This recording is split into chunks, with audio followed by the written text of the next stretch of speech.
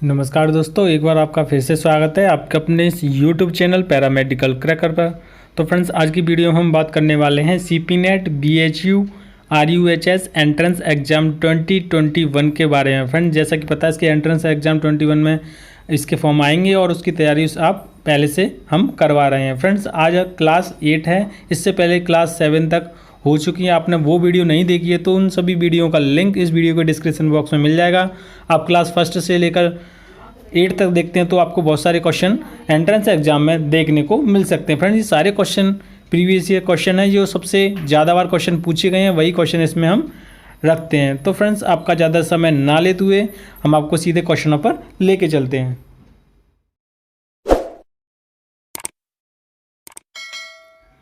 तो फ्रेंड्स, इसी के साथ हम जो क्वेश्चन कराएंगे वो वन लाइनर होंगे, यानी कि एक लाइन में इसका आंसर दे रखा हुआ। आपको ऑप्शन नहीं है, क्योंकि आपको एक ही आंसर याद रखना है। वही आप अगर पेपर में पूछा जाता तो एक लाइन याद रहती है, तो आप उन क्वेश्चनों में से ऑप्शंस में से सही आंसर को चुन पाएंगे। फ्रेंड्स, इसी के साथ पहले क्वेश्चन के साथ हम वीडियो शुरू करते हैं। पहला क्वेश्चन है, सोडियम और पोटेशियम धातु जो बहुत अभिक्रियाशील होती हैं कहाँ रखी जाती हैं? तो फ्रेंड्स, सोडियम और ये पोटेशियम ये एलिमेंट्स होते हैं, ये बहुत ही क्रियाशील होते हैं, अभिक्रियाशील होते हैं या अभिक्रिया कर जाते हैं। तो ये कहाँ रखी जाती है? मिट्टी के तेल में रखे जाते हैं। मिट्टी के तेल रखने से क्या है, वो निष्क्रिय हो जाती है क्रिया, तो वो क्रिया नहीं कर पाते हैं, इसलिए मिट्टी के तेल में रखे जाते हैं। सोडियम और पोटेशियम की जितने भी एलिमेंट्स होते हैं वो सभी मिट्टी के तेल में रखे जाते हैं। आप इसका आंसर याद रखेंगे। और इसी के साथ सेकेंड क्वेश्चन है आपका, दूसरा है, धमनियाँ का मुख्य कार्य क्या है? धमनियाँ क्या होती हैं? आर्टरीज, यानी कि फंक्शन बताना है आर्टरीज का। तो आर्टरीज फंक्शन क्या होता है? तो ऑक्सीजनेटेड रक्त हृदय से शरीर के विभिन्न हिस्सों में ले जाना होता है। अब पूछ लिया जाता है कि आर्टरीज मतलब क्या करती है, आर्टरी का काम क्या है? तो ऑक्सीजनेटेड जो ब्लड होता है हार्ट से अदर पार्ट्स में ले जाती है, बॉडी के अदर्स पार्ट्स में फ्लो करती है। आप ऐसे से याद रखेंगे, आर्टरीज का फंक्शन ये है, ऑक्सीजनेटेड ब्लड होता है वो heart to others body others organ में फ्लो करता है, यानी कि हृदय से शरीर के विभिन्न भागों तक पहुंचाना होता है आर्टरीज का काम। और तीसरा है क्वेश्चन, ठंडी हवा जो वायु में समुद्र की ओर चलती है क्या कहलाती है? जो ठंडी हवा है भूमि से वायु की ओर चलेगी, क्या चलेगी? भूमि से वायु की ओर चलेगी, तो थल समीर कहते हैं उसे। क्या कहते हैं? थल समीर कहा जाता है उसे। और इसी के साथ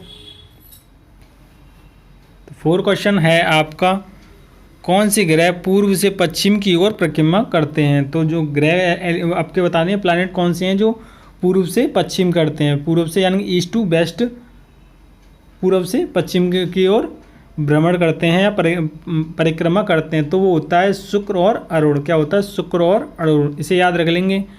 अगला क्वेश्चन है आपका 5, एक बल्ब में एक पतला तार होता है जो जलता है जब उसमें धारा प्रवाहित होती है। तो आपने विद्युत बल्ब देखा होगा, उसमें एक छोटा सा तार होता है, तो उसमें जब धारा प्रवाहित होती है तो वो जलता है, वो उसे क्या कहते हैं? और वो किसका बना होता है? फिलामेंट।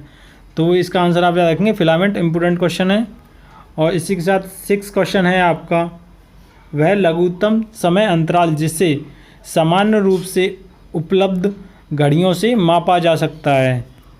इसमें बताना लघुत्तम समय यानी कि सबसे छोटा समय तक माप सकते हैं, वो 1 सेकंड में माप सकते हैं। अगला क्वेश्चन है 7, 6 से 8 वर्ष की उम्र के बीच बच्चों के जो दांत गिरते हैं उन्हें क्या कहा जाता है? यानी छोटे बच्चों में कौन से दांत पाए जाते हैं जो कि गिर जाते हैं फिर परमानेंट टीथ आ जाते हैं? पहले जो होता है वो विजडम टीथ होते हैं। कौन से होते हैं? विजडम टीथ होते हैं, जो कि दूध के दांत भी कह सकते हैं। उसके बाद परमानेंट टीथ आ जाते हैं छोटे बच्चों में, ये साफ साफ इसमें कह रहा है। अगला क्वेश्चन है, पेरिस्कोप में किस दर्पण का प्रयोग होता है? तो पेरिस्कोप में आप याद रखेंगे वो हमेशा समतल दर्पण का प्रयोग होता है। समतल दर्पण यानी कि प्लेन मिरर का उपयोग किया जाता है। अगला क्वेश्चन है 9, घास में मौजूद एक विशेष प्रकार का कार्बोहाइड्रेट जिसे मानव द्वारा पचाया नहीं जा सकता वह क्या कहलाता है?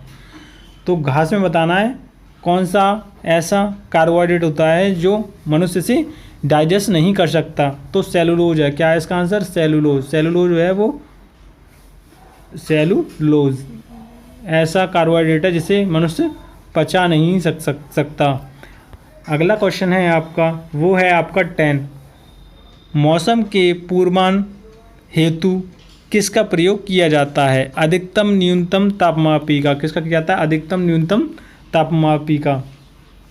इसी के साथ 11 क्वेश्चन है, सूरज की ऊष्मा हम तक इस प्रक्रिया के द्वारा पहुंचती है। किस प्रक्रिया की? सूर्य की जो ऊष्मा है हमारे द्वारा पहुंचती है वो विकिरण के द्वारा पहुंचती है, इसे याद रखेंगे, विकिरण।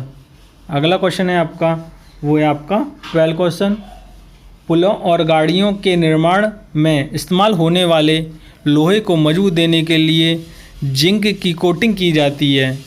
जिंक की कोटिंग क्यों की जाती है वो आपको याद रखना है। संक्षारण और जंग से लगने से बचाने के लिए, जब इसमें जिंक की कोटिंग कर देते हैं तब लोहा है उसमें जंग नहीं लगती है, इसलिए इसकी कोटिंग की जाती है। पुलों और जब पुल बनाए जाते हैं और गाड़ियों के निर्माण करते हैं तो जिंक की कोटिंग क्यों करते हैं? संक्षारण और जंग से बचाने के लिए। अगला है, टॉर्च में किस दर्पण का प्रयोग किया जाता है? जो आपकी टॉर्च होती है, जैसे खेतों में आप टॉर्च ले जाते हैं रात में, तो उसमें कौन सा मिरर का प्रयोग किया जाता है? अवतल दर्पण का प्रयोग किया जाता है। ये आप याद रखेंगे, हमेशा टॉर्च में जो प्रयोग किया जाता है अवतल दर्पण का प्रयोग किया जाता है। 14वां क्वेश्चन है, ज्वलनशील पदार्थ बड़ी शीघ्रता से आप पकड़ते हैं, इसीलिए इसे क्योंकि उसमें प्रज्वलन ताप कम होता है। क्यों पकड़ते हैं? क्योंकि इसमें प्रज्वलन ताप कम होता है। तो ज्वलनशील जो पदार्थ होते हैं बड़ी शीघ्रता से आप पकड़ते हैं, इसलिए क्योंकि इसमें क्या होता है? ज्वलनशील ताप क्या होता है? कम होता है। ये आप याद रखेंगे, एक लाइन है, ये आपको लाइन याद रखनी है। अगला क्वेश्चन है आपका, जब मृदा में बालू के बड़े कणों का ज़्यादा अनुपात रहता है, जब बालू में बड़े बड़े कण हो जाते हैं उसका अनुपात ज़्यादा रहता है, तो उस मिट्टी को क्या बन जाती है? वो बन जाती है बलुई मिट्टी बन जाती है। क्या बन जाती है? बलुई मिट्टी बन जाती है। जब बालू में बड़े बड़े कण आ जाते हैं तो उसे बलुई मिट्टी कहा जाता है। और ये क्वेश्चन है आपका 16वां क्वेश्चन, WWTP का फुल फॉर्म पूछा है। तो WWTP की फुल फॉर्म कई बार पूछी गई है, ये इंपॉर्टेंट है, इसे आप स्पेशली ज़रूर याद रखेंगे। तो क्या होता है? Waste water treatment plant. Waste water treatment plant है, कई बार क्वेश्चन पूछा गया BSc नर्सिंग में भी फुल फॉर्म के रूप में, तो इसमें आप फुल फॉर्म में याद करेंगे waste water treatment plant, WWTP की फुल फॉर्म में। अगला है, विद्युत प्रतिरोध का मात्रक देखना है, क्या होता है? विद्युत प्रतिरोध का मात्रक क्या है? ओम होता है। इसे ऐसे प्रदर्शित करते हैं, ये इसका साइन होता है ओम का। तो ये आपको जरूर याद रखना है, ये भी इंपॉर्टेंट क्वेश्चन है, फिजिक्स में सीधा सीधा पूछ लिया जाएगा।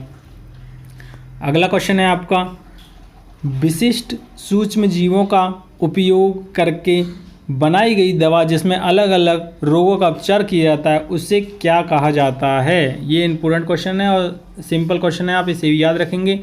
जो एंटीबायोटिक होती है, जो एंटीबायोटिक्स होती हैं जितनी भी, वो क्या करते हैं? वो जितनी भी बीमारी हैं उन सब में उपचार करने के लिए ज़्यादातर इस समय प्रयोग किया जा रहा है। तो यही कह रहा है, जो सूक्ष्म जीवों का उपयोग करके बनाई गई, यानी छोटे छोटे जीव हैं उसके द्वारा बनाई गई हैं ये, जो कि अलग अलग रोगों का उपचार किया जाता है, उसे एंटीबायोटिक्स कहते हैं। उसे क्या कहते हैं? एंटीबायोटिक्स कहते हैं। तो फ्रेंड्स, ये आज के साथ हमने ये इतने आपको 18 क्वेश्चन बताए और जल्दी हम इसकी क्लास 9 बताने वाले हैं। फ्रेंड्स, आपको ये 18 क्वेश्चन में से कितने क्वेश्चन सही हो रहे थे ये कमेंट बॉक्स में बताएं। और वीडियो अच्छी लग रही हो तो वीडियो को लाइक किया करें और ज़्यादा से ज़्यादा शेयर किया करें। और कमेंट में जो भी आप क्वेश्चन है वो मेरे से पूछ सकते हैं। इसके अलावा जो भी और भी आप अधिक जानकारी के लिए आप मुझे इंस्टाग्राम पर फॉलो कर सकते हैं, वहाँ पर कोई भी क्वेश्चन है आप मेरे से पूछ सकते हैं।